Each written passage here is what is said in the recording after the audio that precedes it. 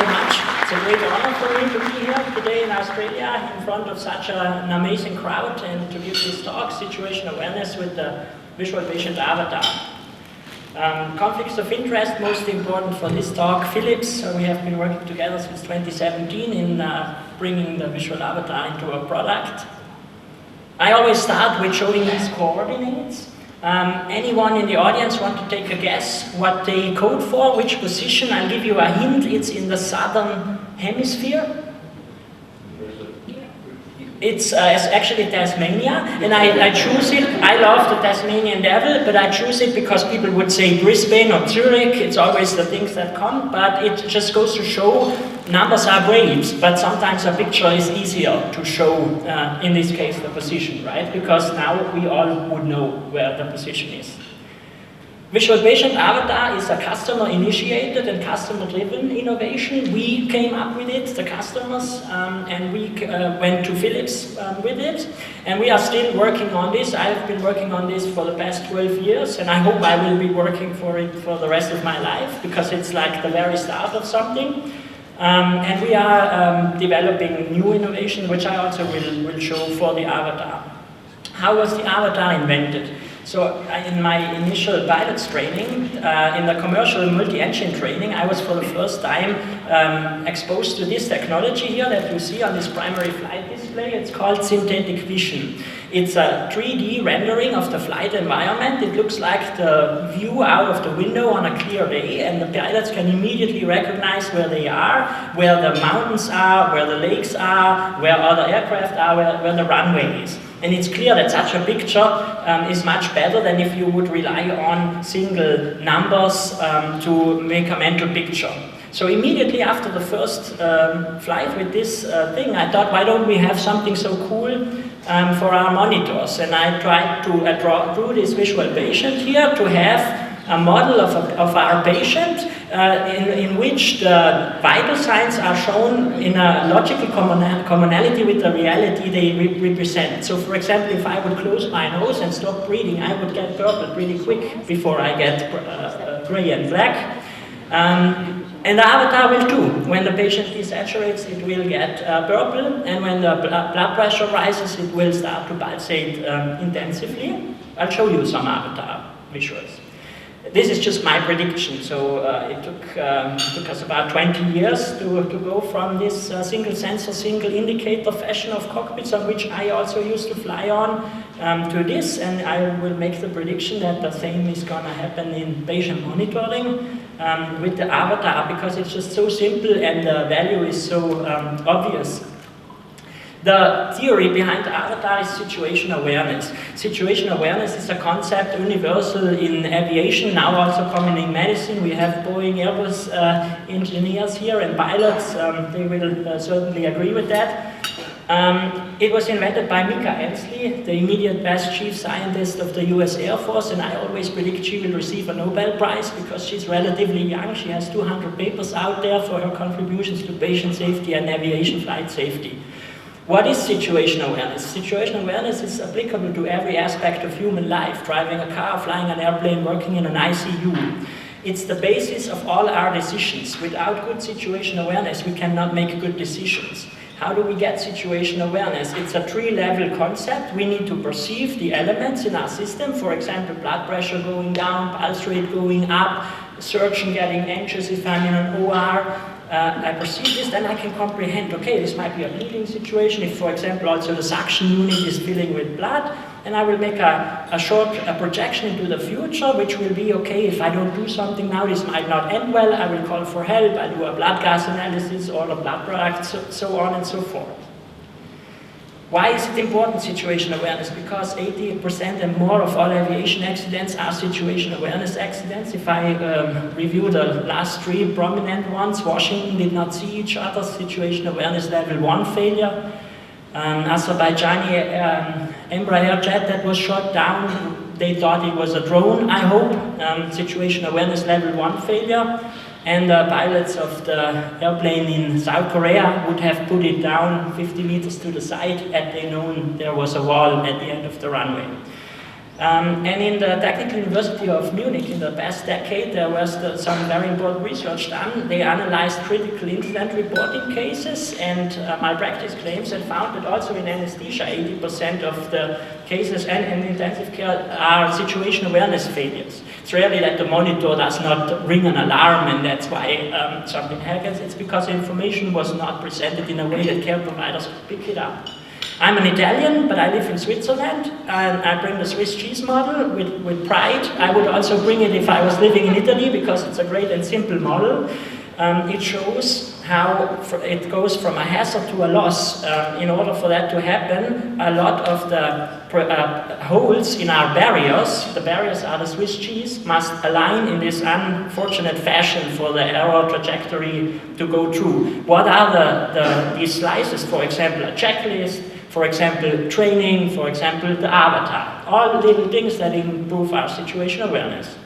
Why is it in general important? Because the best data available to me says medical error is a very prominent case of death, and we live in an environment, at least in anesthesia, where about 7.7% of global mortality is 30-day postoperative mortality. We cannot change all of that, but we can change a part in the medical error domain. Now to the avatar and to the evidence about the avatar. The avatar is all about situation awareness. We have 25 papers out there that prove several types of situation awareness, but it's also cute. But it's not just cute, it's deep cute. Deep cuteness, I will talk about the deep cuteness.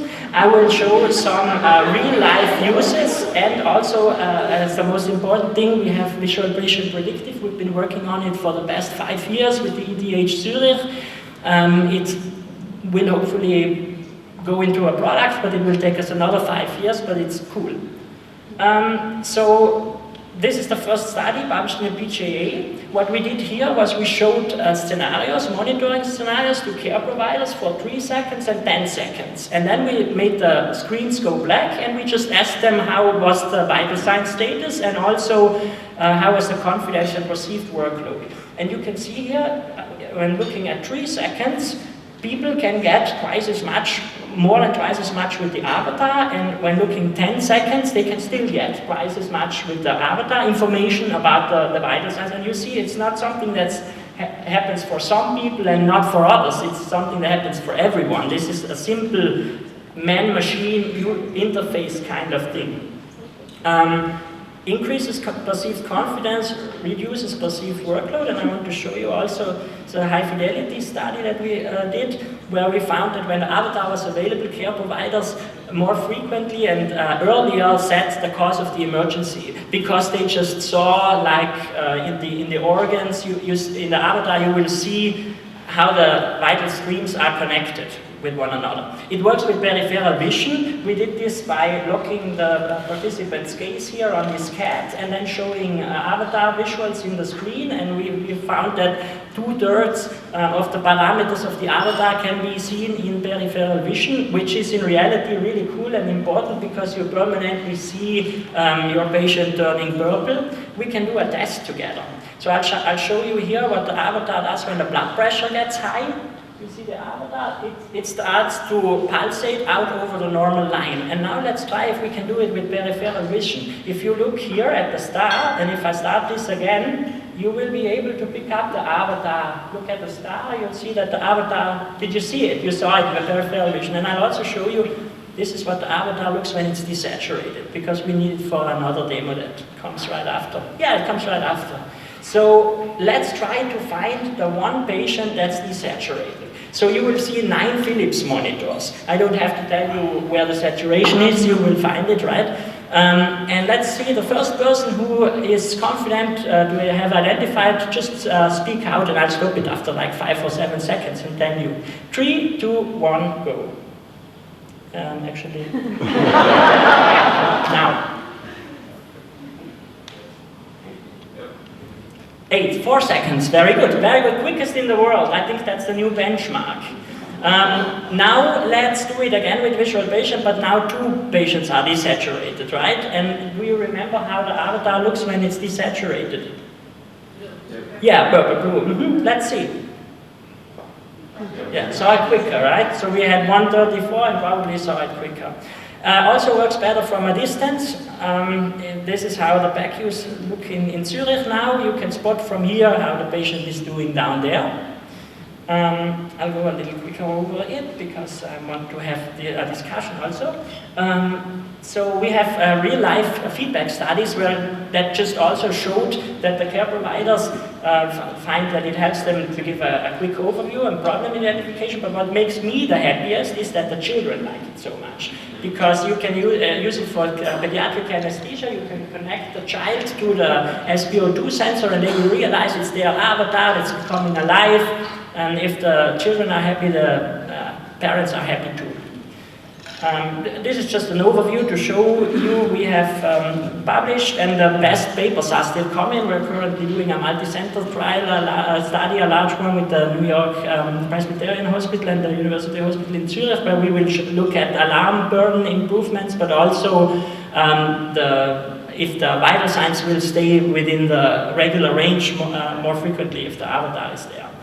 Now to the cuteness, and I think, I wondered why the avatar did so well in Australia. Now that I have been here, it's totally clear to me how you do with the First Nation people. Everything is I would come to Australia if I didn't have an eight-year-old son, and I'm not the only one. I heard thinking about coming to Australia. But the design transcends age, gender, skin color, because it's just a general model of a patient. It's great for interprofessional care because everyone can and will use it immediately. Surgeons, if you go with an administrative person to an OR, they will tell you, David, now it's pulsating quickly. This is a picture from our OR where we have here a patient with SD segment deviation, which shows as this cyanotic spot above the heart.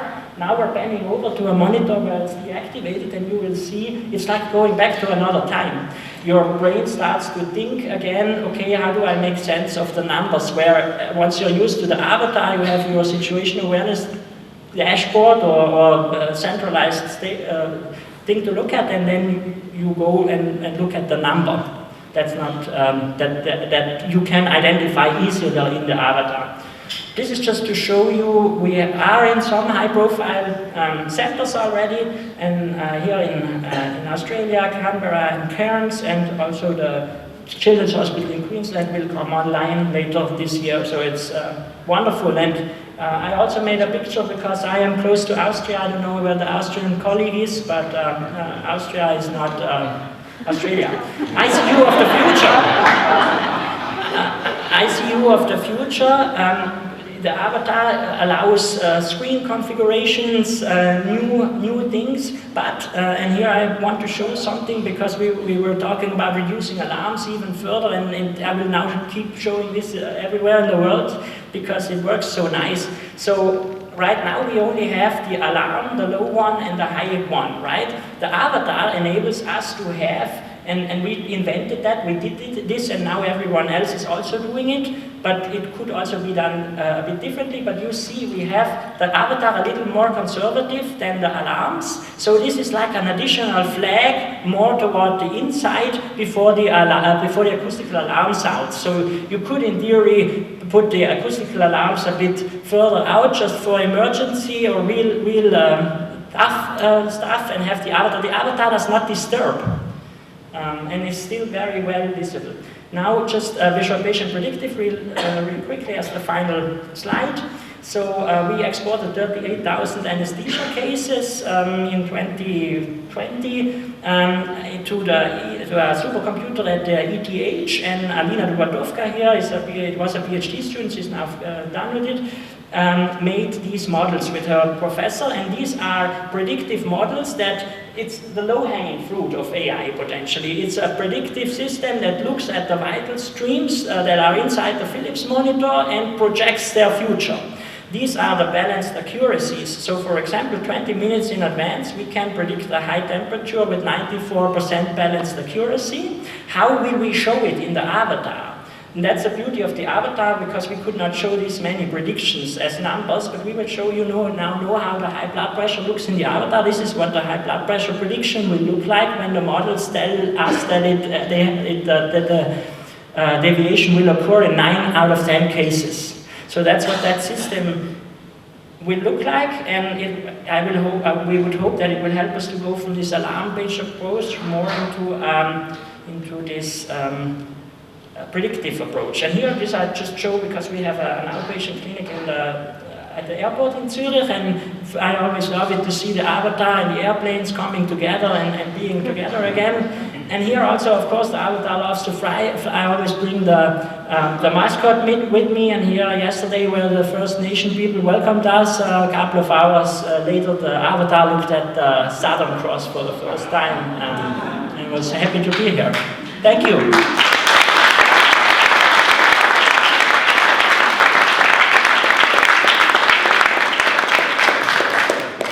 Lorenzo, do you want to say something also? Because Lorenzo will now talk a little bit about our collaboration, right? So, maybe I can enter the stage. So, first, I'm Lorenzo with Philips, and it's a pleasure for us, an honor to be allowed to be with all of these great audience speakers. So, thanks for first of all, and John, to you and your team. It's an amazing congress, amazing. So, thanks for that. And I want to say that, I would say in the name of all the MedTech partners, right? We are down here as Philips, but I feel it is, all of us are blessed to be here and be able to join. And I want to say thanks, David. For us as Philips, it's an amazing thing to have this partnership. And a lot what you all did over the years is with partners. And we were wondering how can we encourage that. And I would like to maybe share, or maybe ask you a question, David, how did you find us? Yeah, it's actually, I can tell the story because it's like we had this invention, or I was a resident, very young resident, but then I learned we had this thing called the University Technology Transfer, and it's like the Shark Tank. You go there and you present, and then they decide if they will support the idea. And then, but then they told us, you as the inventors need to contact the industry. It's much better than if we do it. And we just wrote letters with the paper in it, the British Journal of Anesthesia paper, and sent it out to a couple of medtech companies. I think 2 came, 1 invited us. Philips came also, and initially was not so much interested. And then, the university already told us we cannot finance this any longer now if you don't find anything. And then on the 19th of December 2017, we got a call, stop talking to anybody else. We want this, we want to sign a letter of intent before Christmas. And since then we have been in weekly calls, and I can honestly say the stuff that we found in research in Zurich, it will already be implemented in the next release. So this is really customer driven. This is strong, and I would hope, or it would be great to see it happen for someone else too. Maybe let me add, because you left out a little bit of the story. I always compare it with like a gear, how is it, gear wheel or something, right? You need to be in the whole process. You do your work, you search for your opportunities, but then it needs to fit perfectly to get there, right? And that's a tough one. So there was a meeting, right? It was a Shark Tank meeting. No, at an airport. Your boss? I left. So the letters didn't go anywhere. The letters didn't go, or they didn't get through to Philips. So what happened in the end was that just my director of the institution met the Philips director for Switzerland in some kind of business launch, and then we got a call from Philips. So also it might, if you have contacts or something, that's how things come to be. But in the end, I have to say it's hard work, because if we would not have done the work, and it's also a responsibility. If you have a company like Philips licensing your product, you have to work as hard as you can to get it out, because how often will you get such a chance? They are 60% market share, and I could not bring this software out to the people. Thanks, David. And maybe to end up, I saw wonderful solutions. Don't give up. Maybe that's my personal message to all of you. Don't give up. Search for the right way how to integrate. And then even sometimes the work only starts, right? And that's maybe my second message we took it over time and we were closely together. So it's not then throw it over the fence, no one will do that because it's probably your babies. But then try to stay engaged with the partner and lead it to the next steps, and and move on. I know you have a ton of experience here, but we went through that, and we now try to speak with others and try to get more things out like that, because we believe the collaboration between research, clinical, medtech is so important for us to move. And maybe there's another topic where Tammy and I are passionate. We both have a clinical background. We're so slow in adoption in healthcare. We're so slow, and we need to get faster, and that is maybe another topic. We could have another talk on change management and try to move on. Thank you. Thanks again for this wonderful meeting and wonderful organization.